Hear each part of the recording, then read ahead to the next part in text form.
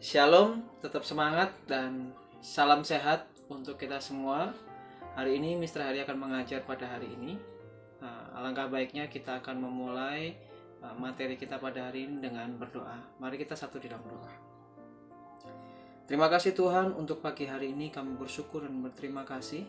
Biarlah Tuhan menyertai kami dari awal, pertengahan hingga akhir. Apapun yang kami pelajari pada hari ini, biarlah kami dapat melaksanakan atau merenungkannya semua dengan baik. Terima kasih Bapa. Di dalam nama Tuhan Yesus kami berdoa dan mengucap syukur. Haleluya Tuhan. Amin. Hari ini kita akan melanjutkan materi kita di bab yang pertama, memahami kedudukan dan fungsi Pancasila. Sekali lagi kita akan melanjutkan di bab yang pertama, memahami kedudukan dan fungsi Pancasila di poin yang ke-C, yaitu menyadari pentingnya kedudukan dan fungsi Pancasila dalam kehidupan bernegara. Sekali lagi kita melanjutkan di poin ke-C, yaitu menyadari pentingnya kedudukan dan fungsi Pancasila dalam kehidupan bernegara.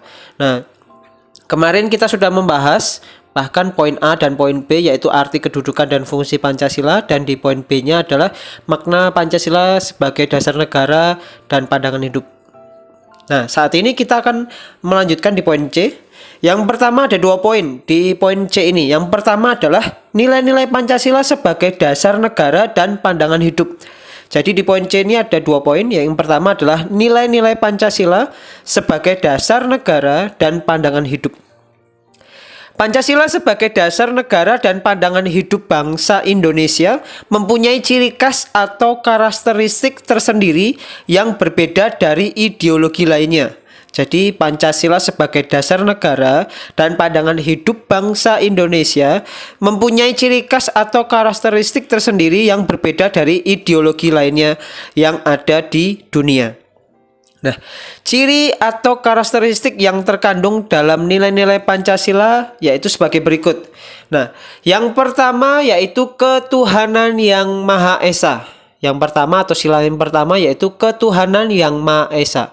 Ini mengandung pengakuan atas keberadaan Tuhan sebagai pencipta alam semesta beserta isinya. Jadi, nilai Pancasila sebagai dasar negara pada sila pertama adalah mengandung pengakuan atas keberadaan Tuhan sebagai pencipta alam semesta beserta isinya. Jelas bahwa sila pertama ini oleh karenanya sebagai manusia yang beriman, yakni meyakini adanya Tuhan yang diwujudkan dalam ketaatan kepada Tuhan yang Maha Esa, dengan menjalankan segala perintahnya dan menjauhi segala larangannya. Yang kedua atau sila yang kedua, kemanusiaan yang adil dan beradab. Sila kedua ini mengandung rumusan sifat keseluruhan budi manusia Indonesia yang mempunyai kedudukan, hak, dan kewajiban yang sama sebagai warga negara dan dijamin oleh negara. Jadi jelas bahwa sila yang kedua ini mengandung rumusan sifat keseluruhan budi manusia Indonesia yang mempunyai kedudukan, hak, dan kewajiban yang sama sebagai warga negara dan dijamin oleh negara. Yang ketiga yaitu Persatuan Indonesia atau sila ketiga. Ini mengandung makna mendahulukan persatuan dan kesatuan bangsa Indonesia sehingga tidak termecah belah, terkhususnya masalah SARA, jadi suku, agama, ras, dan antar golongan. Jadi sila ketiga ini mengandung makna mendahulukan persatuan dan kesatuan bangsa Indonesia sehingga tidak terpecah belah, baik suku, agama, ras, dan antar golongan yang ada di Indonesia. Yang keempat atau sila keempat yaitu kerakyatan yang dipimpin oleh hikmat kebijaksanaan dalam permusyawaratan perwakilan. Nah, ini mengandung makna bahwa Indonesia adalah negara demokrasi yang berdasar asas musyawarah dan kekeluargaan. Jadi sila keempat ini mengandung makna bahwa Indonesia adalah negara demokrasi yang berdasar asas musyawarah atau demokrasi dan kekeluargaan. Lanjut, yang kelima atau sila kelima yaitu keadilan sosial bagi seluruh rakyat Indonesia. Nah, ini merupakan salah satu tujuan negara yang hendak mewujudkan tata masyarakat Indonesia yang adil dan makmur berdasarkan Pancasila. Jadi ada 5 sila ini di mana ada nilai-nilai Pancasila sebagai dasar negara dan pandangan hidup. Di mana kita tahu di poin yang pertama atau sila yang pertama ini ketuhanan yang Maha Esa, bahwa bangsa Indonesia menyatakan kepercayaan dan ketakwaan terhadap Tuhan yang Maha Esa. Yang kita tahu bahwa di Indonesia ada 6 agama. Mereka memiliki ajaran, mereka memiliki sebuah larangan atau perintah di setiap agama. Jadi disitulah poin penting di mana membina kerukunan hidup di antar sesama umat beragama atau di luar agama yang lain dan lain sebagainya. Itu di mana poin-poin penting atau upaya melaksanakan nilai-nilai Pancasila dalam kehidupan bermasyarakat, berbangsa, bernegara. Nah, sila yang kedua, bahwa kemanusiaan yang adil dan beradab. Di sini kita perlu mengakui dan memperlakukan manusia itu sesuai dengan harkat dan martabatnya sebagai makhluk Tuhan yang Maha Esa. Jadi tidak ada pembedaan baik laki-laki maupun perempuan, tidak ada perbedaan warna kulit, gender atau jenis kelamin atau kedudukan sosial dan lain sebagainya, atau masalah suku, keturunan agama dan kepercayaan. Jadi tidak ada perbedaan di situ. Semuanya sama. Jadi semuanya sederajat. Dan sila yang ketiga, kalian dapat menyimaknya di halaman 15, yaitu sila ketiga Persatuan Indonesia. Kita diajar supaya kita mampu menempatkan persatuan dan kesatuan serta kepentingan dan keselamatan bangsa, negara sebagai kepentingan bersama di atas kepentingan pribadi dan golongan. Nah, di sini kita perlu tahu bahwa mungkin kita berbeda agama, mungkin kita berbeda suku, mungkin berbeda ras, mungkin berbeda antar golongan, baik kaya, miskin, ataupun berbeda derajat masalah sekolah, tingkat sekolah, dan lain sebagainya, atau mungkin masalah sosial, dan lain sebagainya. Kita tidak boleh mementingkan golongan kita atau ego kita, tetapi di mana di sila ketiga ini kita diajar supaya kita mampu menempatkan persatuan dan kesatuan serta kepentingan dan keselamatan bangsa dan negara. Nah, dan kalian dapat menyimaknya di beberapa poin di halaman 16 juga. Lanjut, bahwa di sila keempat juga kita diajarkan di mana berbunyi sila keempat ini kerakyatan yang dipimpin oleh hikmat kebijaksanaan dalam permusyawaratan perwakilan. Nah, di mana kita diajar sebagai warga negara dan warga masyarakat ini, setiap manusia Indonesia mampu mempunyai kedudukan, hak dan kewajiban yang sama. Intinya kita di dalam kehidupan ini bagaimana kita tidak boleh memaksakan kehendak kepada orang lain. Jadi kalau kita punya pendapat yang berbeda, ya kita namanya di sila keempat ini musyawarah. Apa yang menjadi perbedaan, apa yang menjadi persamaan, di mana kita bisa kompak. Di dalam keluarga pun pasti beda. Keinginan ayah, keinginan mama, keinginan papa, atau keinginan kakak, atau keinginan adik. Walaupun satu keluarga pasti ada perbedaan. Disitulah kita perlunya sila keempat ini dibuktikan atau diwujudkan. Di dalam perbedaan masalah, contohnya simpel, nanti kita bahas di poin yang kedua. Atau mungkin di dalam kehidupan kita di sekolah, baik dari antara guru, keinginan murid, keinginan kepala sekolah, pimpinan dan sebagainya juga berbeda. Tapi bagaimana itu bisa bersatu? Sila keempat lah yang dapat membuktikan atau mewujudkan dan supaya kita benar-benar bisa menjalankan suatu permusyawaratan atau perwakilan itu. Nah, musyawarah untuk mencapai mufakat diliputi oleh semangat kekeluargaan. Ini yang menjadi poin penting kita, bahwa di sila keempat ini penting sekali ada nilai kekeluargaan. Kalian dapat menyimaknya di halaman 16 juga. Lanjut di sila kelima, bahwa keadilan sosial bagi seluruh rakyat Indonesia. Nah, di sini kita diajarkan juga bagaimana kita dapat mengembangkan perbuatan yang luhur yang mencerminkan sikap dan suasana kekeluargaan dan kegotong royongan, di mana kita diajarkan untuk mengembangkan sikap yang adil terhadap sesama. Bagaimana kita diajarkan untuk menjaga keseimbangan antara hak dan kewajiban, di mana kita diajarkan untuk menghormati hak orang lain dan lain sebagainya. Ada beberapa poin yang dapat kita pelajari di nilai-nilai Pancasila sebagai dasar negara. Nah, lanjut di poin yang kedua di sub bab kita, yaitu di poin C, menyadari pentingnya kedudukan dan fungsi Pancasila dalam kehidupan bernegara di poin yang kedua, yaitu membiasakan perilaku sesuai nilai-nilai Pancasila dalam berbagai kehidupan. Jadi poin yang kedua, membiasakan perilaku sesuai nilai-nilai Pancasila dalam berbagai kehidupan. Kalau di poin 1 tadi kita belajar tentang nilai-nilai Pancasila sebagai dasar negara dan pandangan hidup. Yang kedua, ini aplikasinya. Bagaimana kita membiasakan perilaku sesuai dengan nilai-nilai Pancasila dalam berbagai kehidupan. Nah, contoh dari pengalaman setiap Pancasila atau pengamalan setiap Pancasila dalam kehidupan sehari-hari. Contohnya di sila pertama. Di sini kita diajarkan untuk melaksanakan perintahnya dan menjauhi larangannya. Jelas, setiap ajaran agama, baik Kristen, Katolik, Islam, Hindu, Buddha, Konghucu juga diajarkan bagaimana tentang perintah dan larangannya di dalam kitab sucinya.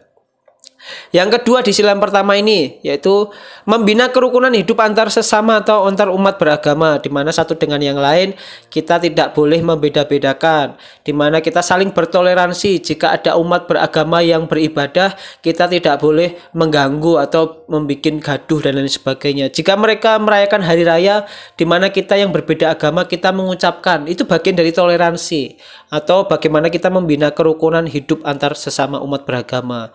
Yang ketiga yaitu tidak memaksakan kepercayaan kepada orang lain. Jadi nggak boleh teman kita atau siapapun kita paksakan supaya ikut ajaran kita atau agama kita. Nah, itu situ kita perlu tahu bahwa sila pertama jelas menekankan 3 poin ini.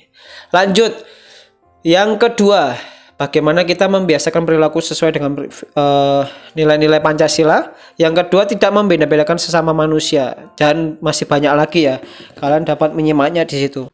Nah, yang kedua yaitu membiasakan perilaku sesuai dengan nilai-nilai dalam berbagai kehidupan. Di yang kedua, sila yang kedua ini, di mana kita diajarkan membiasakan perilaku sesuai dengan nilai-nilai Pancasila dalam lingkungan sekolah. Lingkungan sekolah merupakan tempat yang sangat strategis dalam membina dan menerapkan nilai-nilai Pancasila dalam perilaku keseharian siswa. Dengan harapan kelak setelah lulus mereka memiliki kemampuan yang cukup untuk mengabdikan diri bagi bangsa dan negara. Contoh perilaku sikap yang sesuai dengan nilai-nilai Pancasila sebagai berikut, yaitu menaati tata tertib sekolah. Itu bagian di mana kita menjalankan atau membiasakan perilaku sesuai dengan nilai-nilai Pancasila. Nah, yang ketiga atau sila ketiga, di mana kita diajarkan tadi sanggup dan rela berkorban untuk kepentingan negara dan bangsa. Jadi persatuan Indonesia. Jadi keinginan kita, ego kita singkirkan supaya kita benar-benar bisa menghargai, bisa menghormati satu dengan yang lain, supaya adanya persatuan dan kesatuan bangsa. Di mana kita juga diajarkan mengembangkan rasa cinta tanah air dan bangsa Indonesia. Kalau kita nggak pernah cinta kepada tanah air, ya jelas persatuan itu nggak mungkin terwujud. Tapi karena kita mencintai tanah air, ya pasti persatuan itu terwujud. Selanjutnya, bagaimana kita mengembangkan persatuan dan kesatuan atas dasar Bhinneka Tunggal Ika. Berbeda-beda tetapi tetap satu jua. Tadi Mister sudah singgung bagaimana supaya persatuan Indonesia atau sila ketiga ini dapat diwujudkan dan di mana kita dapat membiasakan perilaku. Ya salah satunya di mana ada perbedaan di tengah-tengah keluarga, di tengah-tengah masyarakat, bahkan di lingkungan sekolah, bagaimana masalah suku, masalah agama, masalah ras, masalah antar golongan dan sebagainya itu kita dapat menerimanya, kita dapat mengembangkannya dengan menghargai atau bersikap toleransi terhadap mereka semua. Nah, disitulah penting sekali di dalam kehidupan kita. Di dalam keluarga, walaupun kita satu keluarga, ayah, ibu, kakak, adik, itu tetap ada perbedaan. Baik masalah pendapat, masalah ini, tapi bagaimana kita mewujudkan sila persatuan ini? Ya, menghargai pendapat mereka, menghargai mungkin bertolak belakang dengan apa pola pikir kita atau cara pandang kita. Nah, sila keempat, ini mengutamakan musyawarah dalam mengambil keputusan untuk kepentingan bersama. Contohnya, di dalam keluarga pasti ada masalah. Di dalam sekolah pasti juga ada masalah. Di dalam masyarakat pasti ada masalah. Tapi bagaimana sila keempat ini dapat diwujudkan? Nah, salah satunya di mana kita membiasakan perilaku adalah bermusyawarah. Dikumpulkan, dicari tahu masalahnya, solusinya gimana, dan lain sebagainya. Nah, itulah pentingnya musyawarah atau sila keempat itu. Masalah pasti ada. baik di keluarga, baik di hubungan kita dengan masyarakat, dengan teman dan sebagainya, pasti ada masalah. Tapi sila keempat ini mengajarkan kita bagaimana kita bisa bermusyawarah, mencari apa masalahnya, apa kendalanya, apa dampaknya, dan apa solusinya. Bukan hanya tahu salah benarnya, tetapi solusinya. Nah, disinilah pentingnya musyawarah atau sila keempat ini. Nah, musyawarah juga mengajarkan kita mencapai mufakat. Penting sekali bahwa musyawarah dilakukan dengan itikat baik dan rasa tanggung jawab. Jadi tidak mementingkan ego tadi ya. Nah, ini menjadi poin penting kita.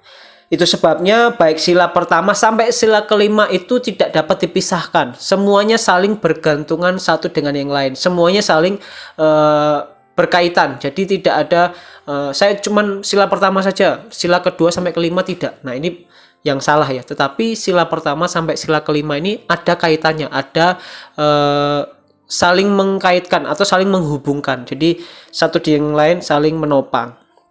Nah, lanjut sila kelima yaitu bagaimana kita diajarkan menghormati hak orang lain, suka memberi pertolongan kepada orang lain, mengembangkan sikap adil terhadap sesama dan lain sebagainya. Baik di tengah-tengah keluarga. Misalnya di tengah-tengah keluarga, ayah dan ibu biasanya lebih condong kepada adiknya dibandingkan kakaknya karena merasa bahwa kakaknya sudah dapat banyak, ya yang lebih perhatian adiknya. Nah, disinilah kita menjadi peran penting. Kalau misalnya sebagai orang tua, Mr. Pun sebagai orang tua, jadi tidak membeda-bedakan antara anak pertama dengan anak kedua. Disinilah sikap keadilan itu perlu. Atau kalau kalian merasa dalam kehidupan orang tua kalian nggak adil, bagaimana kalian sebagai kakak, sebagai adik, kalau misalnya ada di posisi seperti itu gimana? Atau di posisi kita di dalam bermasyarakat, bagaimana sikap keadilan sila kelima ini dapat diwujudkan? Ketika kita ada di posisi yang tidak adil atau di posisi di mana kita memberi keadilan, harus memberikan tanggung jawab dan respon yang benar. Nah, disitulah poin penting kita. Nah, itu yang Mister dapat jelaskan di materi kita pada hari ini. Untuk menyingkat waktu, kita sudah belajar menyelesaikan bab 1 ini baik poin A sampai poin C. Poin C ini cukup mudah dimengerti karena nilai-nilai Pancasila yang ada dalam kehidupan kita sehari-hari pasti kita wujudkan. Bahkan tadi yang poin yang kedua membiasakan perilaku. Kita pasti sadar atau tidak sadar kita sudah menjalankan sila pertama dengan taat beragama, dengan beribadah sebagainya, itu kan bagian wujud di sila pertama. Sila yang kedua, kita tidak membeda-bedakan antara masalah derajat, masalah dan lain sebagainya, tapi kemanusiaan dari saling menolong dan lain sebagainya. Sila ketiga, bagaimana kita juga mempersatukan Indonesia, bagaimana kita tidak mementingkan ego kita tetapi kepentingan bersama. Yang keempat, bagaimana ketika ada masalah kita benar-benar bermusyawarah, bermuakat satu dalam kehidupan kita, sadar atau tidak sadar kita sudah menjalankan sila pertama, sila kedua, sila ketiga, sila keempat, bahkan sila kelima. Nah, itu saja yang dapat Mister berikan di materi kita, pembelajaran kita pada hari ini.